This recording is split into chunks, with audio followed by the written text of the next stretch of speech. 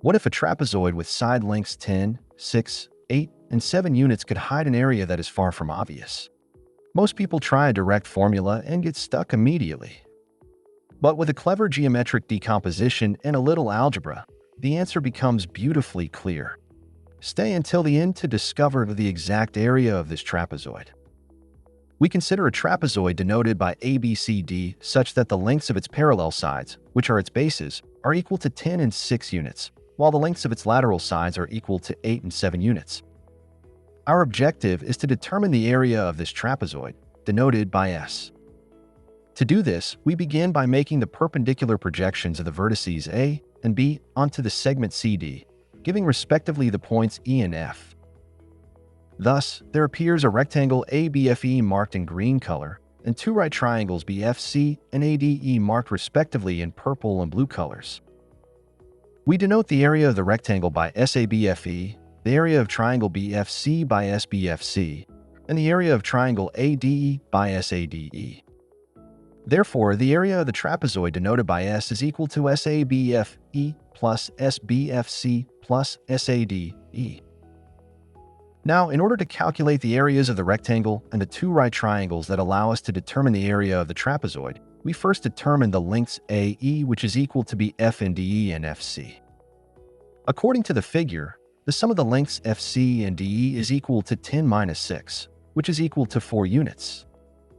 Furthermore, according to the figure and using the Pythagorean theorem in triangle BCF, we have the square of the length BF plus the square of the length FC is equal to the square of the hypotenuse BC, which is equal to 8 squared, which is equal to 64. Moreover, by applying the Pythagorean theorem in triangle ADE, we obtain the square of the length AE plus the square of the length DE is equal to the square of the hypotenuse AD, which is equal to 7 squared, which is equal to 49. By subtracting this last equation from the previous one, and knowing that the lengths AE and BF are equal to one another, we obtain the equation FC squared minus DE squared is equal to 64 minus 49, which is equal to 15. By factorizing this remarkable identity, we find that the length FC plus the length DE, the whole multiplied by the length FC minus the length DE, is equal to 15. But we know that the sum of the lengths FC and DE is equal to 4 units.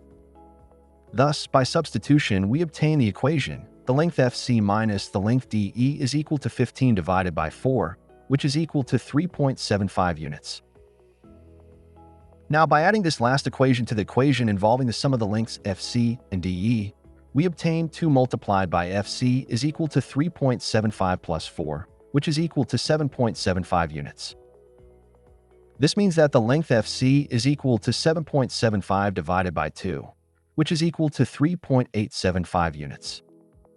Next, by substituting this value into the equation involving the sum, we find that the length DE is equal to 4 minus 3.875, which is equal to 0.125 units.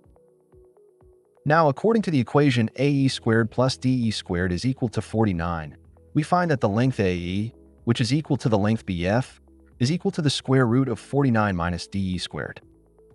By substituting the value of DE into this equation, we obtain the length AE is equal to the square root of 49 minus 0.125 squared.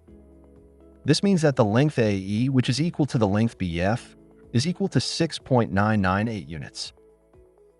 Now that we have determined the lengths FC, DE, AE, and BF, we can calculate the area of the trapezoid according to the formula involving the sum of the areas of the rectangle and the two right triangles. Thus, the area of the trapezoid S is equal to the area of rectangle ABFE, which is equal to 6 multiplied by 6.99, plus the area of the purple triangle, which is equal to 6.99 multiplied by 3.875 divided by 2, plus the area of the blue triangle, which is equal to 6.99 multiplied by 0.125 divided by 2. Therefore, the area of the trapezoid denoted by S is approximately equal to 55.99 square units.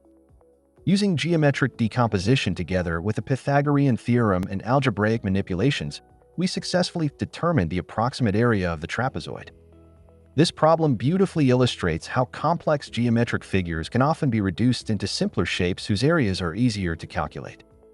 If you learned from this geometric challenge and want to see more elegant mathematics explained step by step, Make sure to like this video, subscribe to the channel, and activate notifications so you never miss another mathematical demonstration. Also, write in the comments whether you managed to predict the final area before the solution was revealed.